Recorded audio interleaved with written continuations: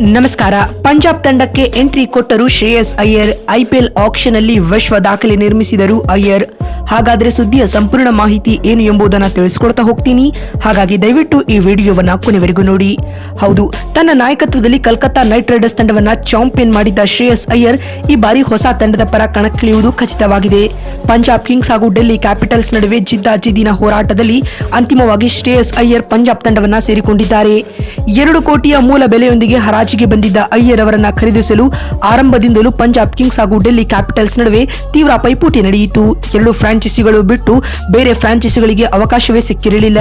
ಅಂತಿಮವಾಗಿ ಶ್ರೇಯಸ್ ಬರೋಬ್ಬರಿ 26.75 ಕೋಟಿ ರೂಪಾಯಿಗಳಿಗೆ ಪಂಜಾಬ್ ಪಾಲಾದರು. ಬಂಧುಗಳೇ, ವಾಸ್ತವವಾಗಿ ಹರಾಜಿಗೂ ಮೊದಲು ಶ್ರೇಯಸ್ ಅಯ್ಯರ್ ಡೆಲ್ಲಿ ಕ್ಯಾಪಿಟಲ್ಸ್ ತಂಡವನ್ನ ಸೇರಿಕೊಳ್ಳಲಿದ್ದಾರೆ ಎಂಬ ಮಾತಿತ್ತು. ಅದರಂತೆ ಡೆಲ್ಲಿ ಕೂಡ ಅಯ್ಯರ್ಗಾಗಿ ಪ್ರಯತ್ನ ಮಾಡಿತು, ಆದರೆ ಸಫಲವಾಗಲಿಲ್ಲ. ಶ್ರೇಯಸ್ ಅಯ್ಯರ್ ಪಂಜಾಬ್ ಸೇರಲು ಕಾರಣವೂ ಇದ್ದು, ಈ ಹಿಂದೆ ಡೆಲ್ಲಿ ತಂಡದ ಕೋಚ್ ಆಗಿದ್ದ ರಿಕಿ ಪಾಂಟಿಂಗ್ ಈ ಬಾರಿ ಪಂಜಾಬ್ ತಂಡವನ್ನ ಸೇರಿಕೊಂಡಿದ್ದಾರೆ. ಹೀಗಾಗಿ ಈ ಮೊದಲು ಶ್ರೇಯಸ್ ಜೊತೆ ಕೆಲಸ ಮಾಡಿದ್ದ ಪಾಂಟಿಂಗ್ ಪಂಜಾಬ್ನಲ್ಲಿಯೂ ಅದೇ ಕೆಲಸವನ್ನ ಮುಂದುವರಿಸಲಿದ್ದಾರೆ.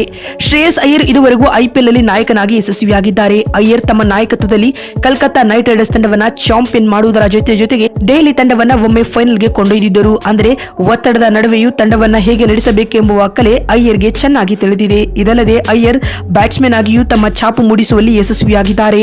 ಶ್ರೇಯಸ್ ಅಯ್ಯರ್ ಐಪಿಎಲ್ ನಲ್ಲಿ ಇದುವರೆಗೂ 115 ಪಂದ್ಯಗಳನ್ನು ಆಡಿದ್ದಾರೆ. ಈ ಅವಧಿಯಲ್ಲಿ 32ರ ಸರಾಸರಿಯಲ್ಲಿ 3127 ರನ್ ಕಲೆ ಹಾಕಿದ್ದಾರೆ. ಇದರಲ್ಲಿ 21 ಅರ್ಧಶತಕಗಳು ಸೇರಿರುವುದು ವಿಶೇಷ. ಸ್ನೇಹಿತರೆ, ಐಪಿಎಲ್ ನ ಕ್ಷಣದ ಅಪ್ಡೇಟ್ಸ್ ಗಳನ್ನ ನಮ್ಮ ಚಾನೆಲ್ಗಳಲ್ಲಿ ನೀಡ್ತಾ ಹೋಗ್ತೀವಿ. ಹಾಗಾಗಿ ನಮ್ಮ ಚಾನೆಲ್ ಅನ್ನ ಸಬ್ಸ್ಕ್ರೈಬ್ ಮಾಡಿಟ್ಕೊಳ್ಳಿ ಅಂತ ಹೇಳ್ತಾ ಮತ್ತೊಂದು ವಿಡಿಯೋದಲ್ಲಿ ಸಿಗ್ತೀನಿ. ನಮಸ್ಕಾರ.